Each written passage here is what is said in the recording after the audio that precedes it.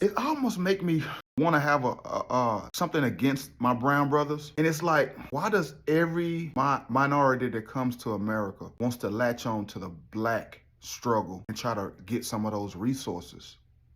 Because that's all it is. I'm godlike, I guess I can see why man tripping. I never said a word, but they convinced I've risen. I came along, equal vibe, that's good living. She wanted to test me, so she asked for her distance. I didn't understand, so of course I gave friction. I feel out of place, they get asked, am I comfortable? Like a human asking where did God go? Too many variables, I guess Brian his own folks. Past my time, due time, they will get it. Break down my lines, like lines of the scripture.